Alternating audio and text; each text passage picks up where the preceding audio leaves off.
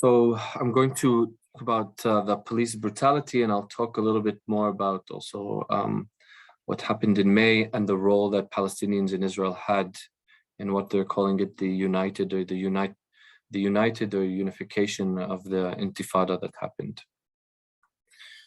So what has been said by the Mossad officials and the different Shin Bet, or the equivalent of the FBI, and the different police chiefs that we have. So there was documents that were leaked between the 1960 and 1965. You can find it in Haaretz. And this is what some of the people have said. So the police commissioner, Yosef Nachmias, said the Arab sector must be kept as low as possible. We have not reached the limits of exploitation of the Palestinian citizens.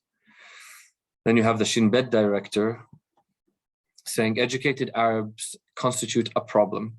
As long as they're half educated, I'm not worried. We must preserve the traditional social regimes that slow the pace of progress and development. The solution then, and this is again another Shin Bet director, the solution was then to expel the Arabs, but today that is a solution that we are all familiar with, but which is not practical. Then you have the head of the Mossad said, we have a whip, we use it to make a loud noise. Please, if we have a whip, strike. So this is how, at least in the 60s, we still haven't had any leaks in terms of the 2021 document of how top decision makers in power are discussing the Palestinian citizens of Israel.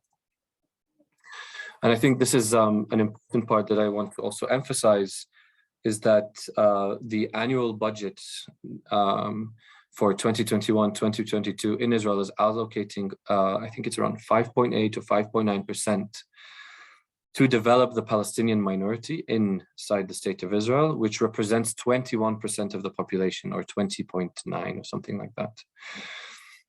And another part that's really that's really evolved in the past few years, unfortunately, is that the crime rate in the Palestinian communities within Israel has risen dramatically, and 70% of the homicides in Israel are done by Palestinian citizens of Israel, and they only represent 20% of the population. And it's starting to even worry Israel and the Jewish citizens, because it's starting to overspill. And also, it was also evident in May that a lot of the gangs had weapons and were shooting back at the police, and also that there's a large neglect economically in terms of education, in terms of security of Palestinian villages in Israel, and also the mixed cities, so the neighborhoods and places like Nazareth, which are Nazareth is one of the only Palestinian cities that we have that is it's still 100% Palestinian in terms of the large cities. So as you saw, that the plan is to create the conditions for the Palestinians to become half educated, as they said. They are now preventing Palestinian citizens of Israel from even paying for transportation to go to school, and it's creating a very. There are different now comparisons between the Palestinian citizens of Israel and the African Americans in the United States.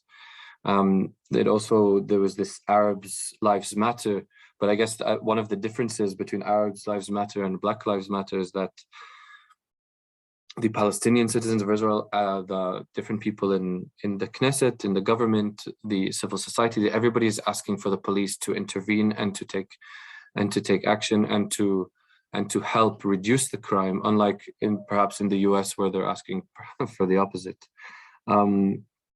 So it's important to note that young men, for just walking around, being in the wrong place at the wrong time, running in the wrong place at the wrong time, are getting shot. and 90% of cases are closed without indictments, and really the few that are, the police officers that have shot and killed the Palestinians usually get some type of community service duty.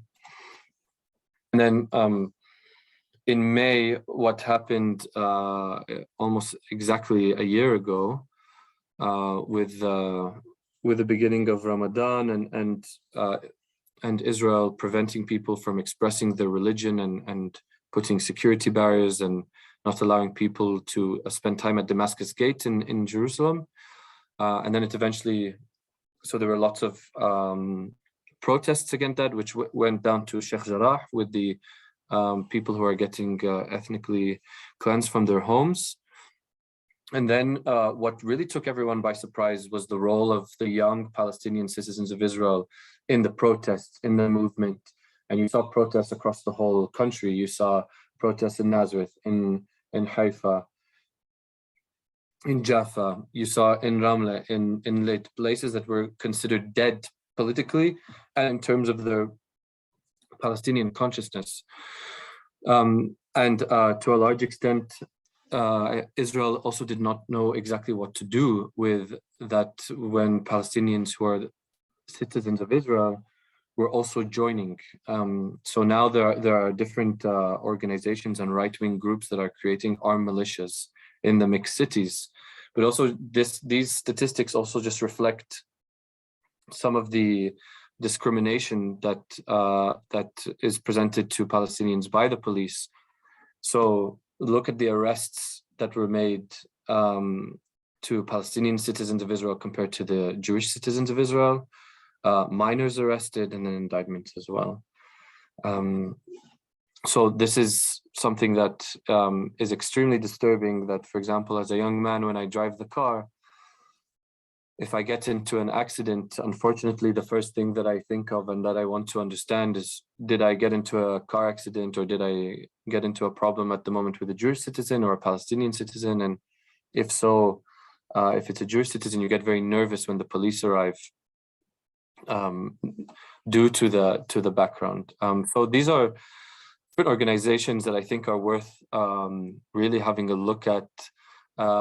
Particularly Adala and Musawa, who are based in the north in Haifa, and they are committed human rights organizations that are committed to Musawa literally means equality, to the rights of the Palestinians in Israel. Adala means justice, and you also have Musalaha, which we have a different approach in terms of the reconciliation, but reconciliation cannot be achieved without justice and equality as well. And I think that young Palestinians who are living in Israel are really changed since the events that happened in May. We're far more aware. We see a leadership role in terms of the Palestinian resistance to the oppression.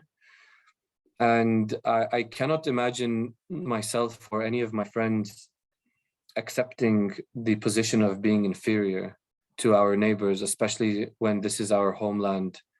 And these are, you know, our connection, our religious connection to the land, our national or our ethnic connection to the land. So as long as we are here, we are indeed going to be demanding justice and equality within Israel, but also not just within Israel. We should not forget our brothers and sisters that are in Gaza and in any other area in Palestine or outside of Palestine who have the right to come back and live here as well.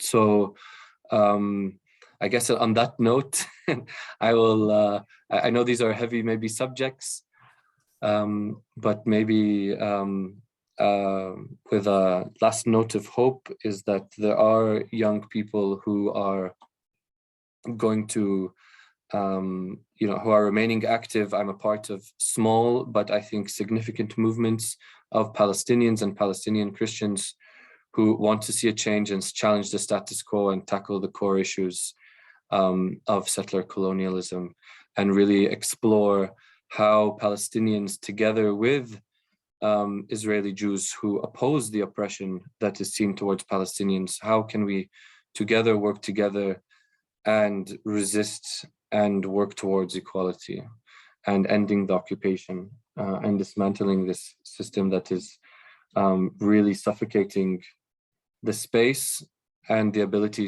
for Palestinians to self-express their identity and dignity.